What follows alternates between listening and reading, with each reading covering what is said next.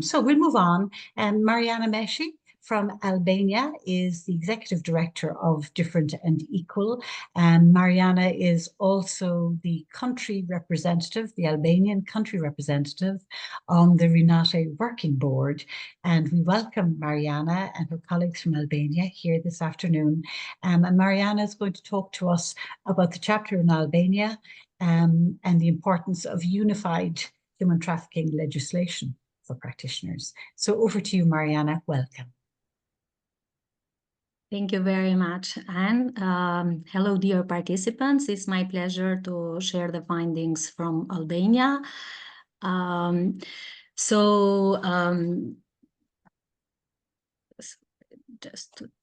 Did I share? I think I shared the You might screen. want to put it into slideshow mode. You did share screen, but just click on slideshow mode at the top so that it runs as a slideshow.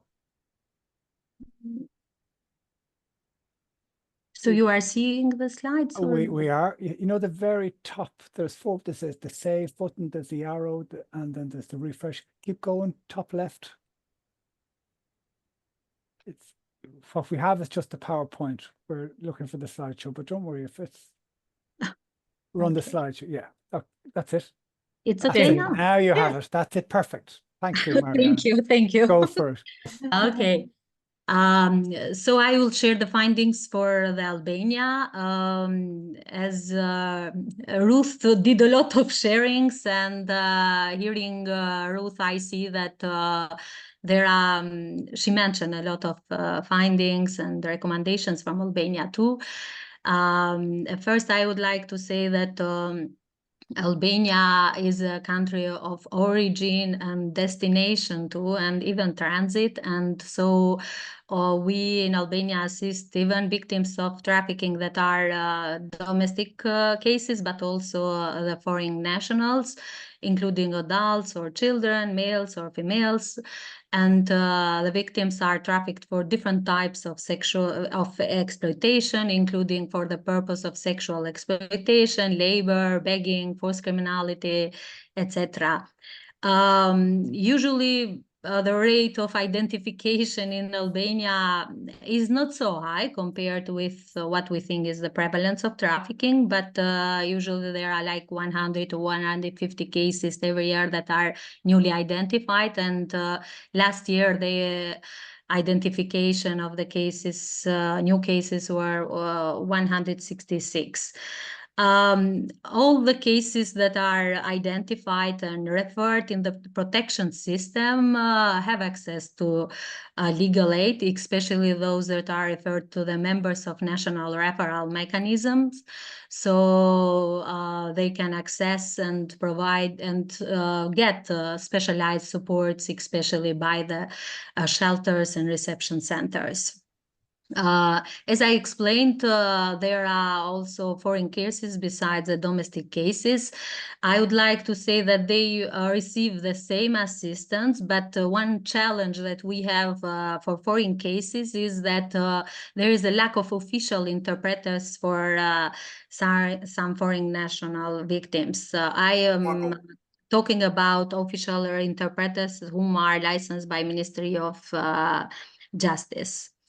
In Albania, there were 12 respondents that filled the survey, and also followed by 7 interviews. And all these professionals provide different types of legal assistance for victims, including the assistance during the identification process, assistance in relation to immigration status, provide legal assistance while victims consider participating in criminal investigations or during criminal investigation processes or in prosecution.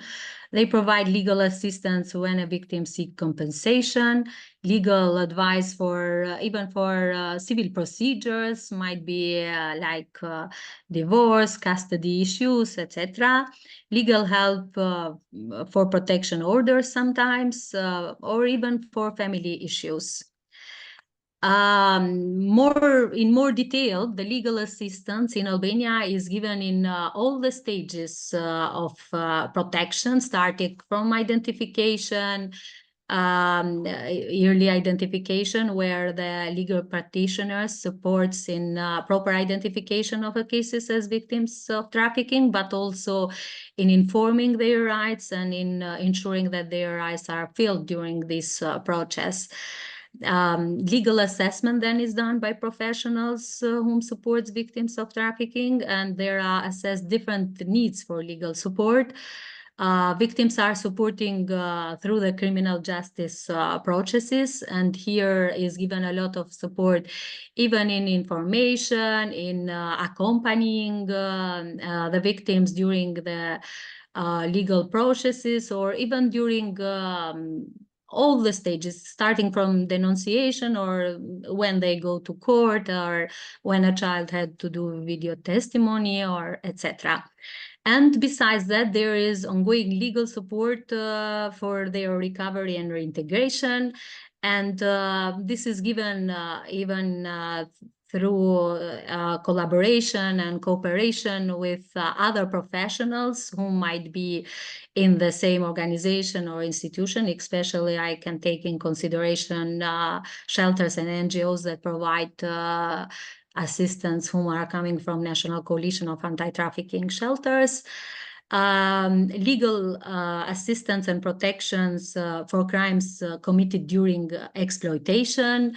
We came across of cases that they were obliged to commit crimes maybe during exploitation, and the legal professionals supports in order to avoid their punishment, and because they did this in a time when they were exploited and trafficked.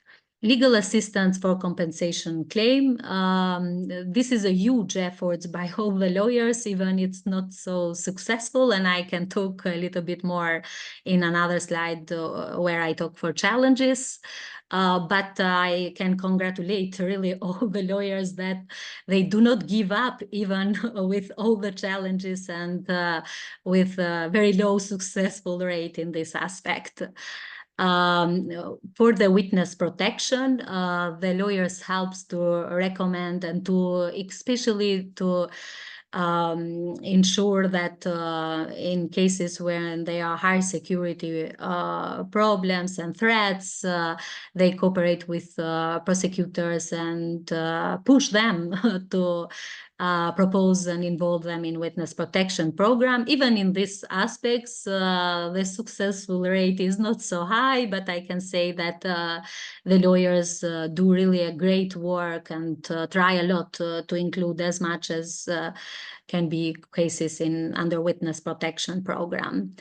Legal assistance in relation to immigration issues. So for foreign cases, especially to ensure first temporary residence permit, and then for those that would like to claim asylum status, they are supported also for this, and other issues that are related for supporting them.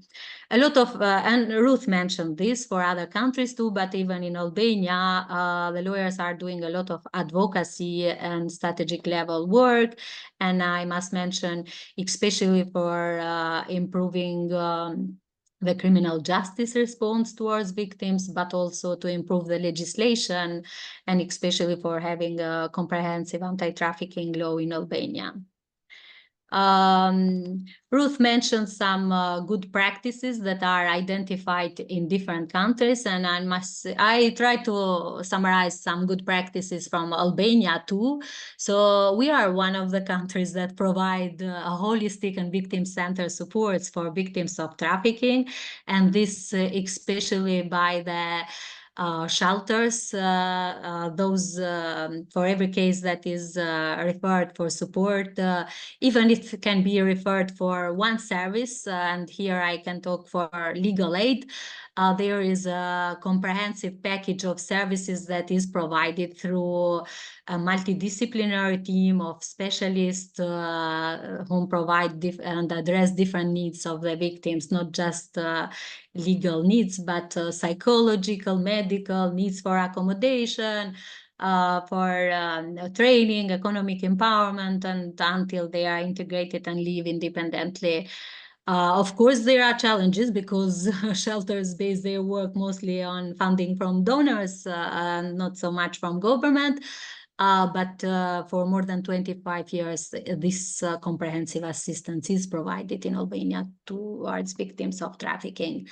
The development of a network of expert lawyers. Indeed, in Albania, there are some years that it's a network of lawyers that provide human rights lawyers that provide legal aid to victims of trafficking. And this is good because they share and help and guide each other, and also to take joint initiatives for improving the legal aid and access to justice for victims. The provision of legal advice to victims who are engaged with law enforcement. This is provided in details, and indeed the lawyers assist even in police, even when they in prosecution office, or in every stages of engagement with law enforcement. Multi-agency training on human trafficking. In Albania, there are conducted a lot of trainings, especially for criminal justice professionals, but good practice is that always they were multi-agency trainings. They were more than trainings dedicated to specific professionals. We saw that is very important, and this was even the finding from this research that these multi-agency trainings, it's a good practice because trafficking in human being and protection of the victims, but also the persecution can be successful if there is multi-sectorial collaboration and support each other in this work. And continuity of legal assistance, I can say that, as I said at the beginning, in all the stages of the protection is provided legal assistance, and even after the case is finished with criminal proceedings, still there is provided support for other aspects. And I mentioned some aspects even can be administrative or other support that they might need besides the criminal proceedings. Training and skills development for professionals. I would like to summarize, and Ruth mentioned for other professionals too, that professionals, so it's missing a formal education for or accredited trainings for legal professionals in Albania. But still they have the chance to attend different trainings or to get knowledge through different channels. And I have included here what the respondents has brought during the interviews or during the survey answers. But having an accredited and formal education, it's very important and should be regulated. So even here is the same, because I would like to save the time for my colleagues too. Regarding the funding of legal aid for survivors, in Albania, they are provided, and even by government, even by other legal professionals, primary and secondary legal aid.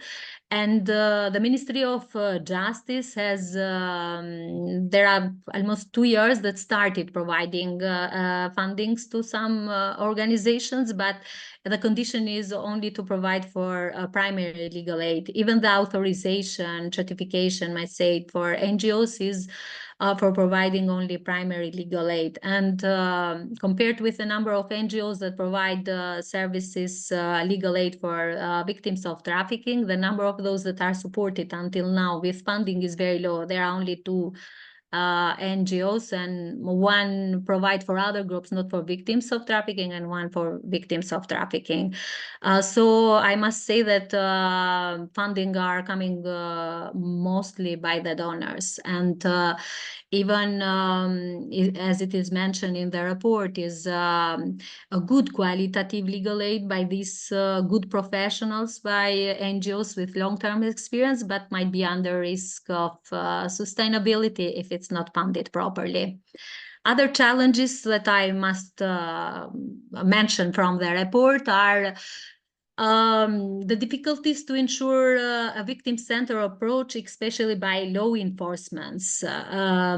We see that they have lack of skills or even knowledge for a victim-centered approach, for trauma-informed approach, and how to respond to the victims of trafficking. So this is one of the challenges that the lawyers face when they try to support victims, and especially when they are cooperating with criminal justice system. Also in Albania, district prosecutors do not have the specialized experience and capacity to prosecute trafficking cases successfully. And we see that the convictions for the second year now are 0 in Albania, and this is a dramatic situation, we might say. The lack of human trafficking expertise among the lawyers who are listed as available for providing secondary legal aid by the Ministry of Justice. Even there is a good list of lawyers, we see that they do not have yet the necessary skills and expertise and even experience as the lawyers from NGOs that works on anti-trafficking have. So it needs to be improved, their capacity. There are delays in the criminal justice processes, and they go through years, and in Albania, especially because we are going, mostly of the prosecutors and judges are going under vetting process, so there are also a lack of professionals in justice system. So there are different aspects of causing these delays. Lack of access to compensation. We mentioned that a lot of the lawyers that provide assistance for victims of trafficking are trying and initiating the compensation process and trying to support victims in this aspect, but during all these years, they were only 2 successful cases with a positive court decisions, but even these 2 cases could not claim compensation, and this comes due to a lack of compensation scheme in Albania. Lack of unified law on human trafficking. We have different laws in Albania, but especially for the protection of the victims. All the laws are distributed in laws that can be associated with social services or with access to justice, but it's missing a comprehensive law to regulate, especially the protection of the victims of trafficking. I'd like to mention this, and I think even Ruth mentioned that the legal professionals, practitioners are working with a high caseload, and so they are under stress and even affected by vicarious trauma.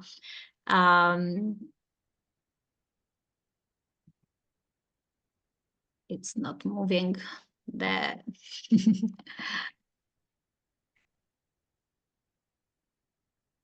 Sorry.